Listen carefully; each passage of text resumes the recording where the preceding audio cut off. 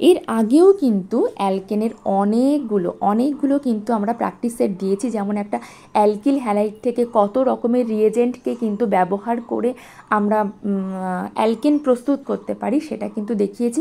এর একটা সুবিধা হচ্ছে আপনাদের কাছে কিন্তু একটা পুরো লিস্ট থেকে গেছে। আজকেও কিন্তু আমি অনেকগুলো কিন্তু রিঅ্যাক্ট্যান্টকে লিখছি, পরপর লিখে নিচ্ছি।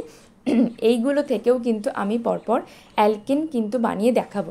এবং সব থেকে মজার বিষয় হচ্ছে এই সমস্ত কিন্তু রিঅ্যাক্ট্যান্টগুলো থেকে অ্যালকেন প্রস্তুতির একটা কমন রিয়েজেন্ট রয়েছে।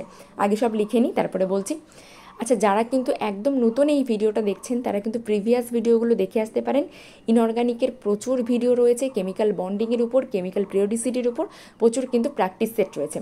আচ্ছা, সেই আমাদের বহু আকাঙ্ক্ষিত সেই যে রিয়েজেন্টের কথা বলছি সেটা হচ্ছে রেড ফসফরাস আর হাইড্রো আয়োডিক অ্যাসিডের একটা জলীয় দ্রবণ, তার সঙ্গে 150 ডিগ্রি সেন্টিগ্রেড টেম্পারেচার ক্লোজড পটে করতে হয়।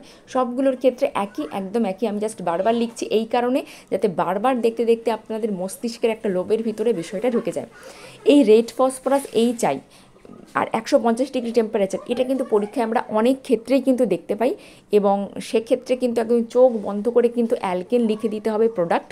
ওকে, আমরা পরপর লিখে নিচ্ছি। রেড ফসফরাস এই চাই, 150 ডিগ্রি টেম্পারেচার, বদ্ধপাত্র। ওকে, একদম মাথার ভিতরে এটা ঢুকিয়ে নিতে হবে। আপনারা ম্যাক্সিমামই সবাই কিন্তু এটা জানেন, যারাই এসএলএসটি পরীক্ষা দিচ্ছেন আমি ধরে নিচ্ছি আপনারা সব জানেন। শুধুমাত্র সরকার যদি ঠিকঠাক সময় এসএসসি নিত আপনারা পেয়েও যেতেন। যাই হোক, এইগুলো সাইড প্রোডাক্ট হিসেবে সবগুলোর ক্ষেত্রে কিন্তু আয়োডিন উৎপন্ন হবেই হবে, কিছু কিছু ক্ষেত্রে কিন্তু জল উৎপন্ন হবে। অ্যালকিল হ্যালাইডের ক্ষেত্রে কিন্তু জল উৎপন্ন হবে না, কারণ এর ভিতরে অক্সিজেন নেই, তো কোথা থেকে হবে।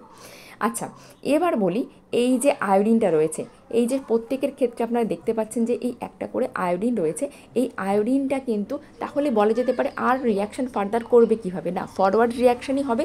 কিভাবে হবে, কিন্তু ফসফরাসের সঙ্গে কিন্তু বিক্রিয়া করে একটা PI3 একটা কমপ্লেক্স ফর্ম করে যায়, একটা যৌগ ফর্ম করে যায়। এরপরে সেটা কিন্তু জলের সঙ্গে বিক্রিয়া করে H3PO3 উৎপন্ন করবে এবং HI। দেখুন, আমরা HI দিয়েই বিক্রিয়া শুরু করেছিলাম, সুতরাং আবার যদি আমরা সেই আগের জিনিসটাকেই ফিরে পাই তাহলে কিন্তু অবশ্যই বিক্রিয়া সবসময় ফাস্টার গতিতে আগের দিকে এগিয়ে যাবে।